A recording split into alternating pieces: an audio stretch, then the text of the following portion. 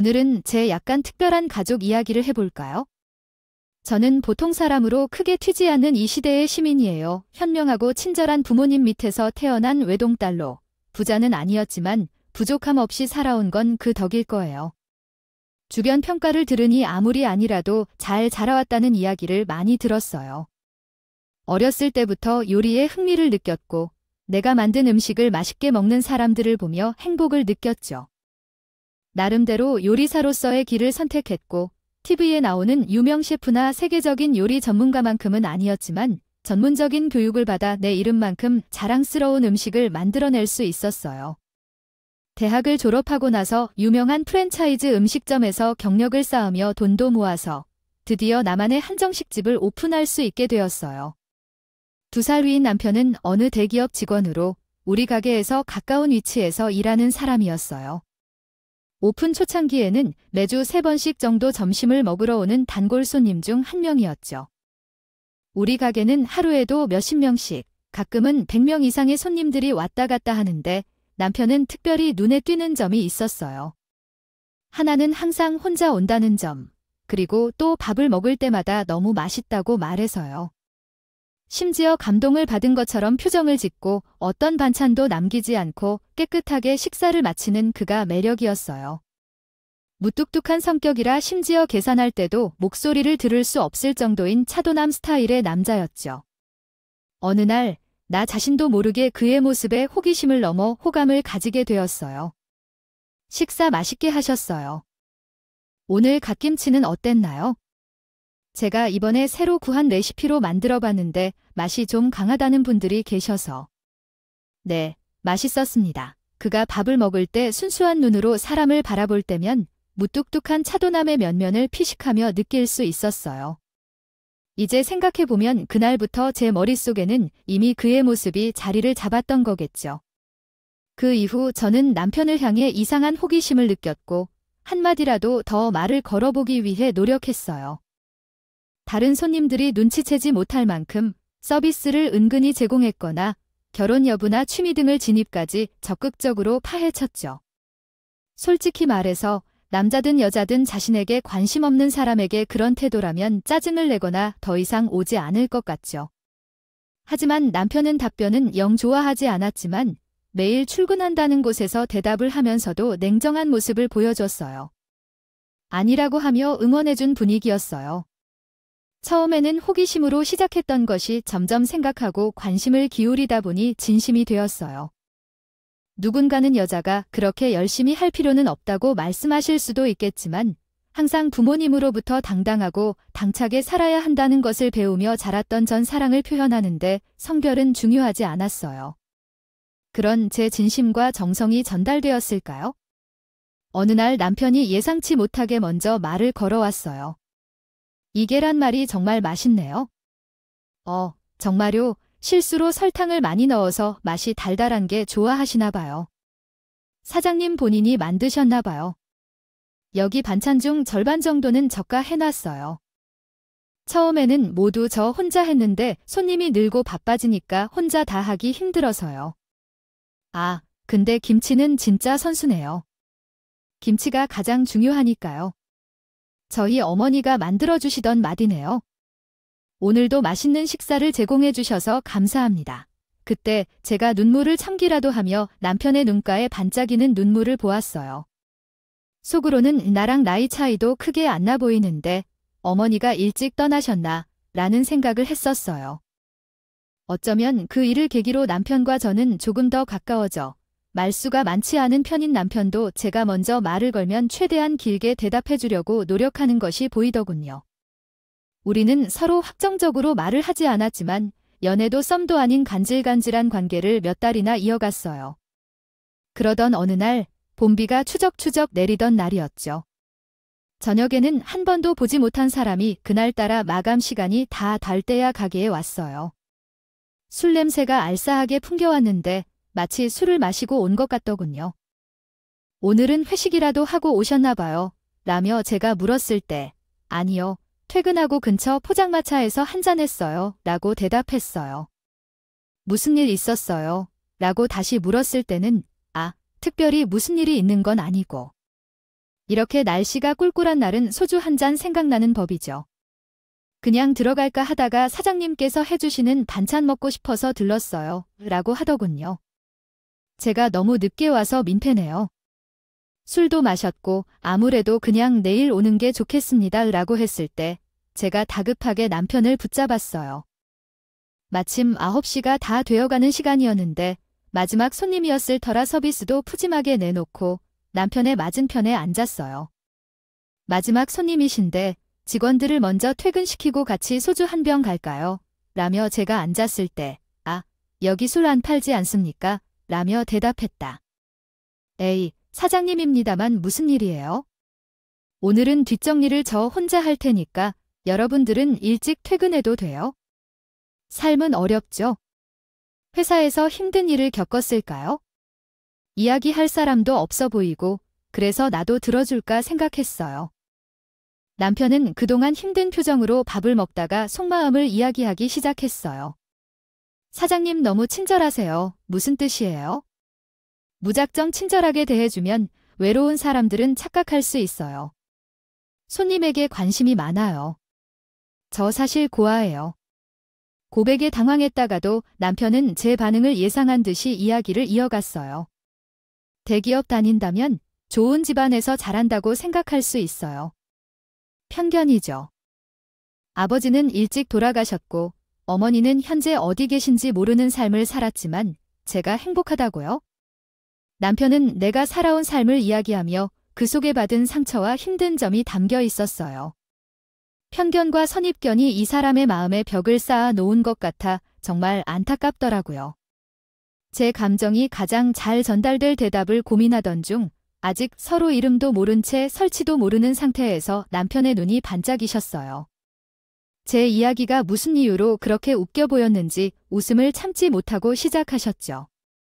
눈물이 주룩주룩 나서 말이죠. 남편의 모습이 웃겨서 좋아서 저도 오랜만에 크게 웃을 수 있었어요. 함께 많은 얘기를 하면서 늦은 밤까지 술을 마셨죠. 남편이 제 가게에 와 밥을 먹을 때마다 어린아이처럼 눈을 반짝이던 모습, 어머니가 해준 음식의 맛이 떠올랐던 것, 그리고 남편이 가슴 아픈 어린 시절 상처를 가졌던 것까지 알게 됐어요. 남편의 아버지는 서울에서 유명한 건축가였다고 해요. 그러나 IMF 영향으로 거액의 부채를 안고 사업만 가지고 아내와 자식을 위해 포기할 수 없는 신념으로 노력했다는 사실을 알게 되었어요. 하지만 불운한 일로 인해 어린 아들과 아내를 둔 채 하늘로 먼저 떠나야 했던 것 같아요. 그래서 남편은 중학교에 올라가던 해 어머니의 생활고를 이유로 큰 고모댁에 맡겨졌다. 처음에는 많은 고통을 겪었지만 차츰 적응해가며 큰 고모 가족에게 잘 대접받았다. 그러나 남편은 자신을 가엾게 보는 시선을 싫어했고 외로움과 그리움 속에서 살아야 했던 것 같다. 어머니와의 재회를 통해 자신의 살아온 삶을 자신있게 보여주고 싶었던 남편의 마음을 이해할 수 있다. 최종적으로 남편에게는 어린 시절에 겪은 상처와 고통을 극복하고 자아를 발견해 나가는 과정이었을 것이다. 그렇게 명문대를 졸업하고 군대에서 전역할 때까지도 남편을 온전히 사랑해 주었던 큰고모님이 남편이 군대를 제대하고 얼마 후에 그런 이야기를 했다고 해요. 사실 엄마가 너에게 맡겼던 이유에는 말하지 못한 사정이 있었다며 너를 담아놓았던 이유에 대해 말해주었다고 해요. 엄마는 비밀로 지켜달라고까지 했고 어릴 때 혼란스럽고 상처받을까 봐 말하지 못했다고 하지만 이제 너도 다 컸으니 진실을 들을 때가 온 것 같아서 말하려 하는 거야. 이제까지 아무도 말하지 않았던 사연은 남편의 어머니가 떠나신 이유였다. 아버지가 세상을 떠난 이후 그녀와 아들 둘만 남은 집에는 빚더미가 늘 쌓여왔고 어머니는 매일 빚쟁이들이 찾아와서 돈을 요구했다고 해요. 실제로 남편이 기억하는 어머니는 늘 머리 숙이고 사과하는 모습이었다고 해요. 하지만 어머니는 아들과의 삶을 포기하고 싶지 않았고 어떤 방법이든 빚을 갚으려고 노력했다고 해요. 그래도 하늘은 가혹했고 어느 날 어머니가 아파서 일할 수 없게 된다고 한다. 아픈 부위를 알려주지 않고 너에게 짐이 될까 봐 무섭다며 돌보기 힘들다고 토로했대요. 그렇게 날 찾아온 거였어, 아휴. 그때 내가 어떻게든 억지로라도 널 붙잡아야 했는데, 내가 떠나야 했는데. 나도 그날 너를 강하게 붙잡지 못한 게 너무 미안해. 그날에 너를 잡지 못해 정말 죄송해. 큰 고모님은 어머니를 돕지 못한 것에 대한 죄책감 때문에 나에게 더 잘해줬던 거였어. 그동안의 오해와 서러움을 해결한 남편은 마음속의 무거움을 풀어주던데 그래서 좋았지만 더 큰 문제가 생겼어.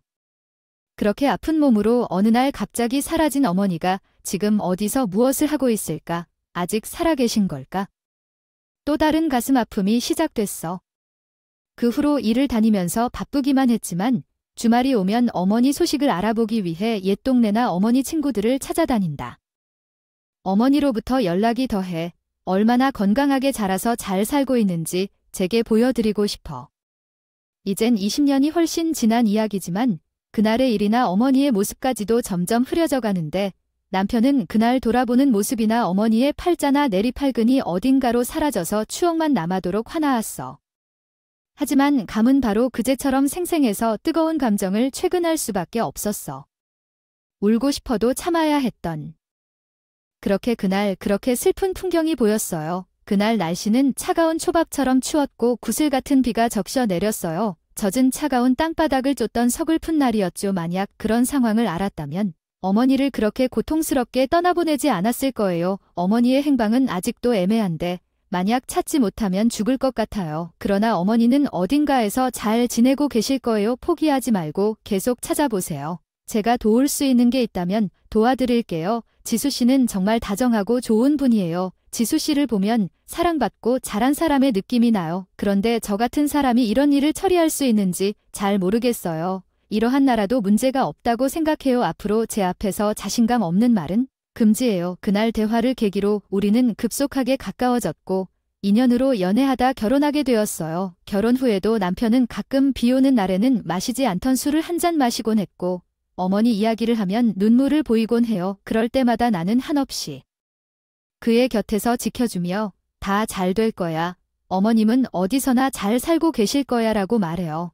어머니도 아들을 만날 그날을 손꼽아 주시지요. 어머니로부터 연락이 더해 얼마나 건강하게 자라서 잘 살고 있는지 제게 보여드리고 싶어. 이젠 20년이 훨씬 지난 이야기지만 그날의 일이나 어머니의 모습까지도 점점 흐려져 가는데 남편은 그날 돌아보는 모습이나 어머니의 팔자나 내리팔근이 어딘가로 사라져서 추억만 남아도록 화나왔어. 하지만 감은 바로 그제처럼 생생해서 뜨거운 감정을 최근할 수밖에 없었어. 울고 싶어도 참아야 했던. 기다리고 계실 거라고 위로해주는 건 말고는 할 수 있는 게 없어서 답답하기도 했죠. 결혼 후에도 남편은 한결같이 진국인 사람이었어요. 남들보다 1시간 일찍 출근해서 정시 퇴근하고 가게를 적극적으로 도와주기도 했고 회식이나 주말 모임도 일절 없이 가정적인 남자였죠. 워낙 일처리가 꼼꼼하고 확실한 사람이라 매일 같이 칼퇴를 해도 아무도 뭐라고 하기는 켜녕 5분이라도 더 회사에 남아있으면 상사가 오늘은 무슨 일이 있느냐고 물을 정도라니 말 다 했죠. 그뿐일까요? 결혼 1년차가 되고 2년차가 되어도 남편은 한결같이 저를 대접해주는 것은 물론 친정 부모님께도 정말 잘했어요. 어린 시절 가슴 아픈 사연으로 아버지를 잃고 어머니와는 생리별하고 가족의 빈자리를 뼈저리게 체감하며 살았던 남편은 돈은 없어도 가족이 절대 헤어지지 않고 화목하게 살아가는 것이 어릴 때부터 꿈이었다고 하면서 종종 저에게 결혼해 주어서 고맙다고 말하곤 했었죠. 나 참 정작 고마워해야 하는 건 존댓말이에요. 이렇게 착하고 다정한데 성실하게까지 한 남자 어디 가서 또 만날 수가 있겠어요. 주변에서도 정말 남자 하나는 잘 만났다고. 남편의 직장 동료들은 물론이고 제 친구들까지 모두 부러워하는 모범사원 모범신이 모범 남편의 모범사원이기까지 한 그제서야 아이들의 얼굴을 생각한 것인가요? 그날 밤 지금까지의 우리의 삶이 원만했던 것이 다 들었습니다. 함께 한 것들이 봉투 속에 쏟아지듯 열렸는데 당신과 남편 모두 100배로 자랑스럽다. 아이들에게 나는 당신을 통해 많은 것을 알게 됐습니다. 지금 생긴 아이들의 것들, 그것이 책장을 넘길수록 그 아이들의 소박한 행복을 볼 수만은 없을까요? 함께 놀고 누워있다 그녀들 속엔 사랑스러운 꽃들이 여럿은 지어 있습니다. 함께 이 밤을 태키고 흐르는 사랑, 사람들의 눈물을 닦은 것은 당신들입니다. 사랑스러운 당신이었어 얼마습니다. 함께 했었던 당신을 소개합니다. 아이가 가족과 함께 한다는 걸 눔습니다. 혼을 말아에 꺼지시기를 바래봅니다. 다 함께 행복해질 당시 하시면 좋겠습니다. 어느샌가 남편의 퇴근이 점점 늦어지기 시작했다. 첫 번째 날에는 7시 반에 도착했고 어느 날부터는 8시나 9시로 늦어졌다. 주말에는 회사 동료들과의 만남이 빈번해졌다. 처음에는 바빴기 때문에 신경을 쓰지 않았지만 시간이 지날수록 걱정이 되었다. 우리 이번 주말에 같이 영화를 보러 갈까? 라고 부탁했는데 남편은 등산 모임이 있어서 선약이 있다며 거절했다. 미안해. 선약이 먼저야. 나는 일요일에 도시락을 준비해주겠냐는 제안을 하였지만 동료들과 나눠 먹을 거라며 거절당했다. 4인분 정도로 충분히 만들어줘. 알았어. 나는 항상 당신만을 사랑한다. 나한테는 당신뿐이라는 말. 남편이 항상 하는 입버릇 같은 말이지만 그날은 왠지 속이 시원치 않았다. 그때마다 마음이 어수선해져서 불안해질 때마다 내 마음을 다시 가다듬었다. 내가 그 사람을 모르고 집 밖에 나갈 일도 없는 사람이란 생각은 무슨 소리야. 결혼 후 감정적 여유가 생기고 주변을 돌아보며 사람을 만나고 어울리는 것은 오히려 좋은 일이야. 그동안 친구 없이 회사와 집에서만 살았던 게 오히려 이상했다는 거야? 친구들을 만나서 술을 마시고 등산하거나 낚시도 하면서 취미를 찾고 동료들과 더 친해지는 게 좋은 일이야. 내가 노력해서 그런 생각을 했지만 남편의 행동은 더 의심스러운 쪽으로 흘러가기 시작했어. 퇴근하면 집으로 오지 않고 바로 가게로 가서 일을 돕다가 집에 가서 밥만 먹고 가게에서 일하는 아줌마들마저 이상한 것을 느낄 정도였다. 아이고 막장 집으로 변한 거 아닙니까? 어떻게 그렇게 말이 지렸냐고. 사장님 남편이 바람 피웠다는 소문이란 말인데 우와 제발 제 주인에게 그러지 마세요. 제가 무엇을 잘못 말했나요? 요즘 날씨가 더워져도 상쾌한 모습을 못 보이고 주말에도 무슨 모임, 회식이라 해봐도 그렇죠. 아침에도 잘 안 들어오는 등 변한 모습을 볼 때 얼마나 잘해졌던지 그 사람이 그렇게 변한다는 게 의심스러운 것이 분명한데 제 남편은 정말 얼마나 잘해졌는지 거기에 힘입어 그분만큼은 그럴 리가 없다고 믿어왔는데 참하시며 곳곳에서 소문이 돌고 있는 사이에도 제 남편은 좋은 사람이라고 믿고 싶었어요.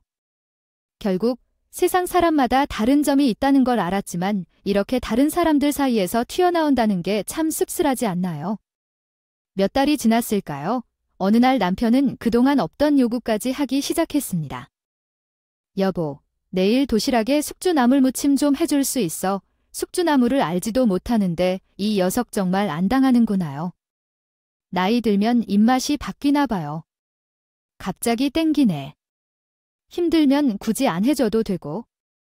아니야, 나물 무치는 거 그게 뭐가 힘들다고 알았어.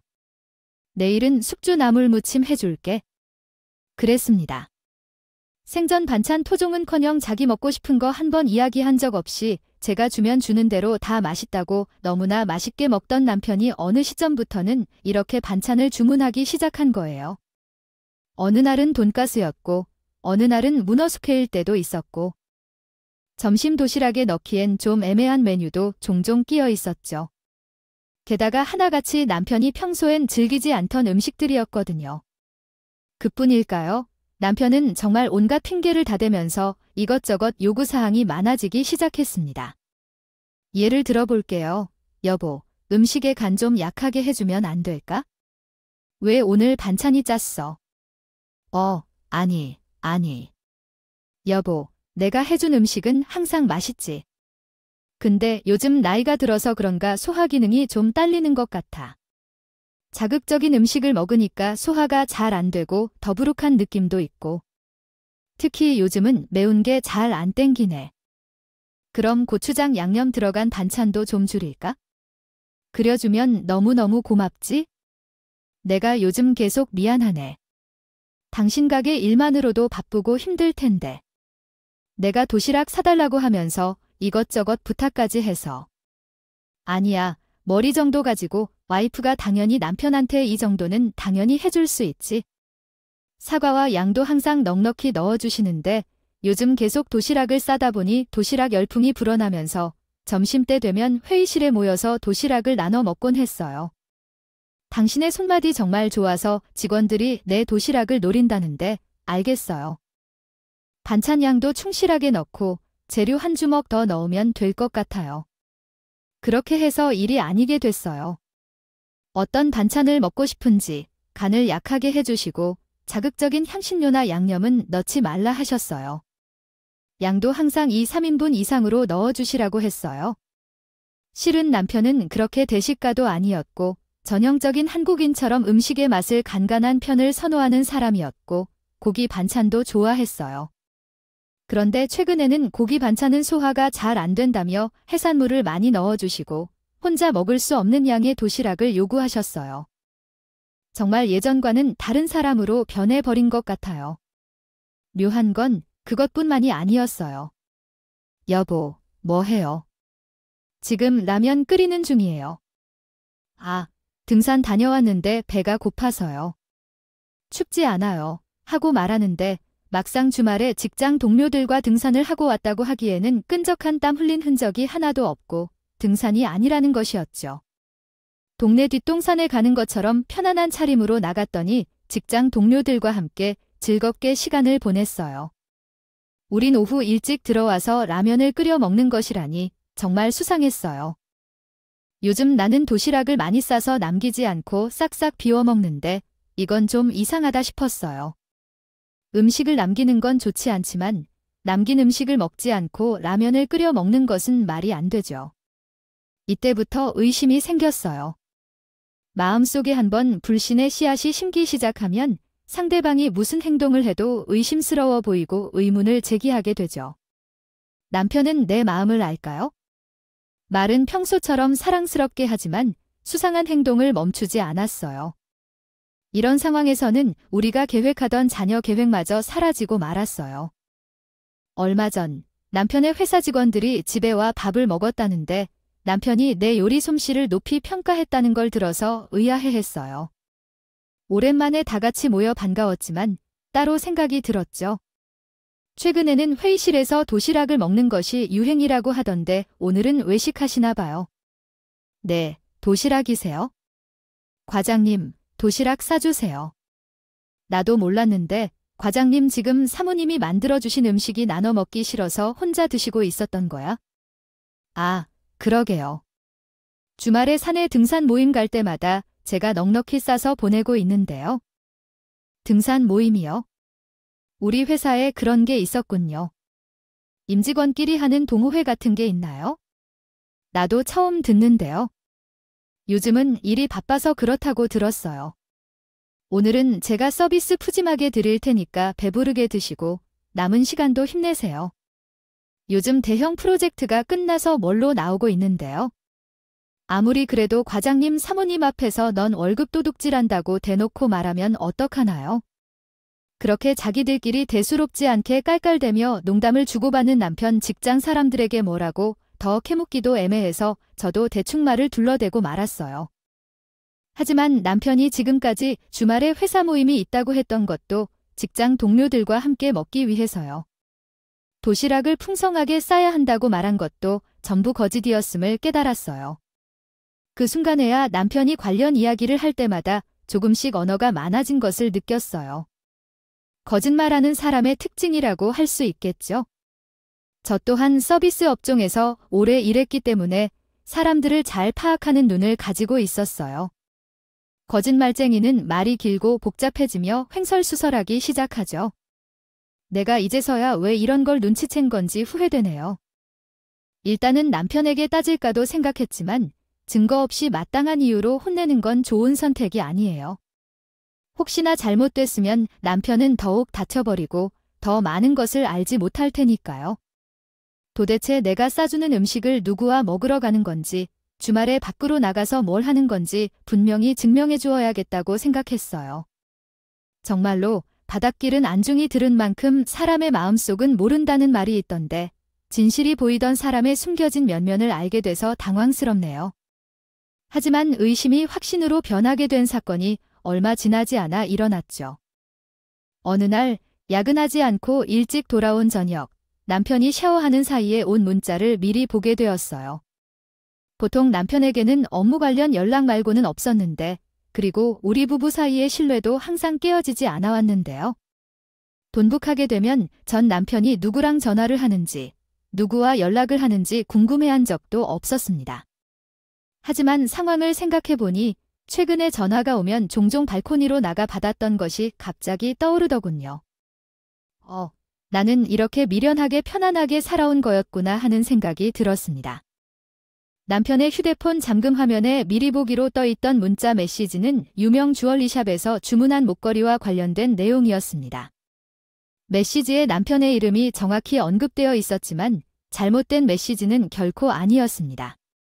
평소에 사치스럽지도 않고 액세서리에도 관심이 없으며 무뚝뚝한 성격으로 결혼기념일에 꽃다발 하나를 선물하는 것조차 부끄러워하는 제 남편이었기에 직감적으로 그 목걸이가 나를 위한 선물이 아닐 거란 생각이 들었습니다.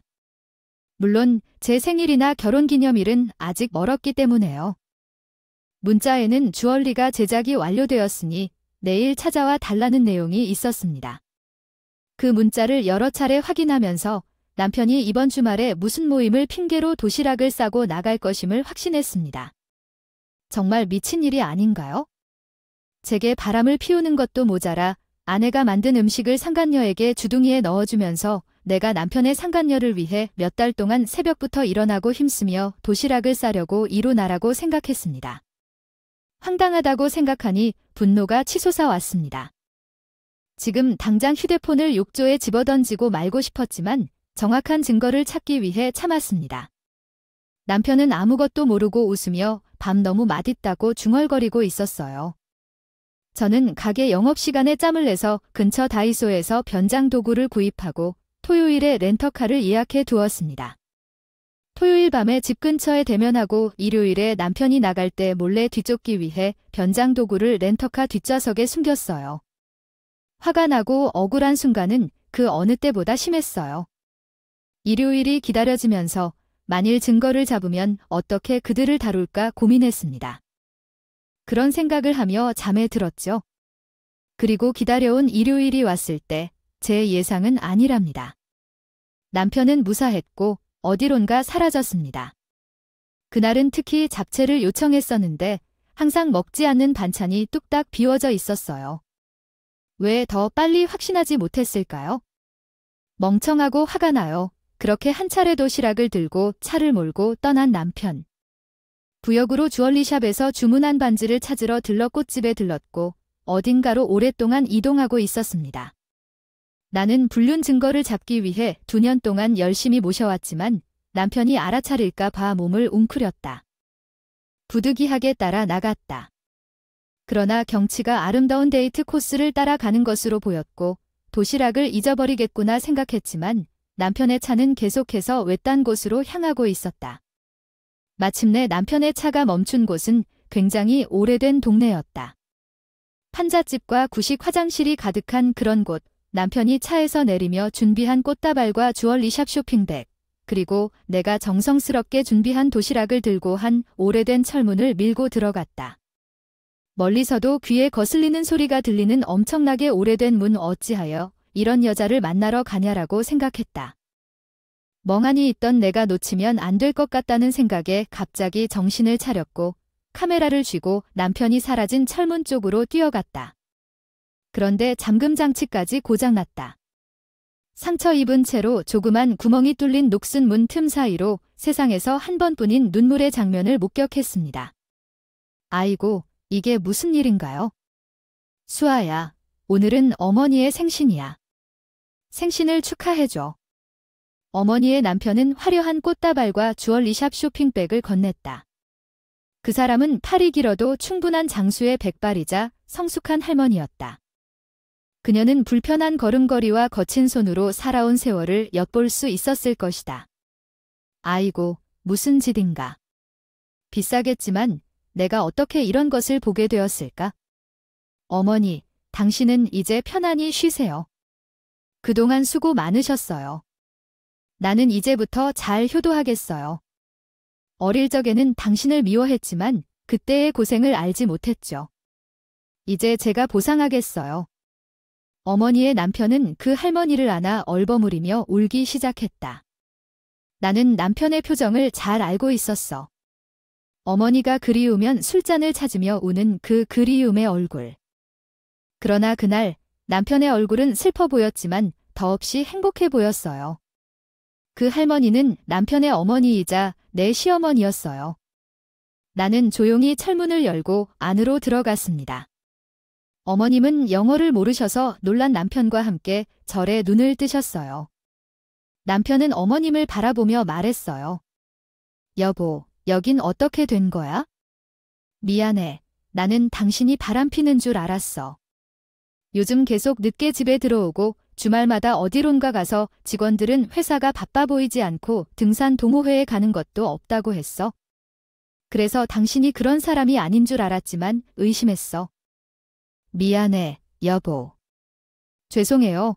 어머님은 펑펑 울면서 큰절을 올렸고 손잡은 어머님은 따라오셨어요. 오랫동안 울고 나서 우리 세 사람은 아침 식사를 하며 사연을 들을 수 있었어요. 어머님은 아들을 큰 고모집에 맡기고 떠나서 장모님의 도시락으로 배를 채웠어요. 그때부터 어머님은 아픈 몸을 이끌고 빚을 갚기 위해 힘들게 싸웠다고 합니다. 채권자들은 어머님의 사정을 이해해 주었고 빚을 탕감하면서 치료비도 지불해 주었어요. 병은 나았지만 나이가 들면서 일하기가 힘들어진 어머님은 파지를 줍거나 소일을 하며 정성스럽게 생활했다고 합니다.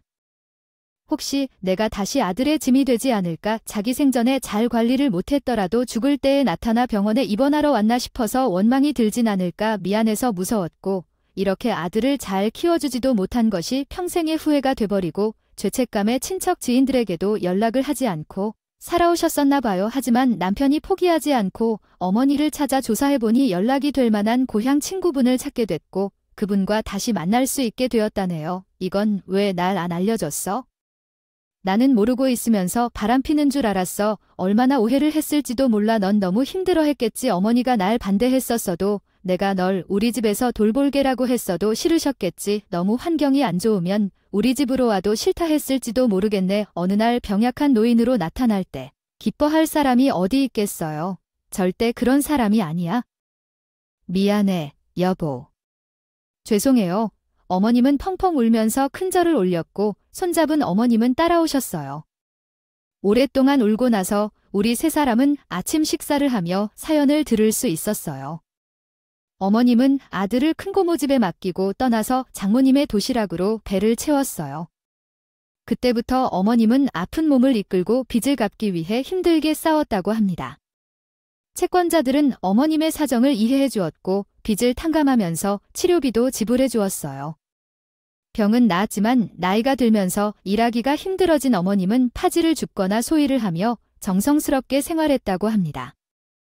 엄마를 찾을 때엔 설득할 때 더 화내거들지. 그래서 미안해요. 내가 너무 생각 못했어. 넌 진짜 힘들었었는지. 내가 너와 함께 살아야 한다고. 내게 사는 법을 가르쳐 주셔야 한다고. 널 끄자마자 사는 법을 가르쳐 줘야 하는데. 죽기 전에 아들의 얼굴을 보고 며느리가 해준 밥을 먹어보았으니 이제 여한이 없다 어머니. 그런 말씀 마세요. 10년, 20년, 30년, 그리고 더 오래오래 살아서 손주도 보고 중손주도 보고 가셔야죠. 어머님, 이제 다시 만났는데 왜 그렇게 슬픈 말씀을 하시는 거죠? 그렇게 우리 세 사람은 까만 밤이 내릴 때까지 또 참지 못하고 우리가 울었지요. 슬픔의 눈물이 아니라 감동과 기쁨의 눈물을 흘리는 거예요.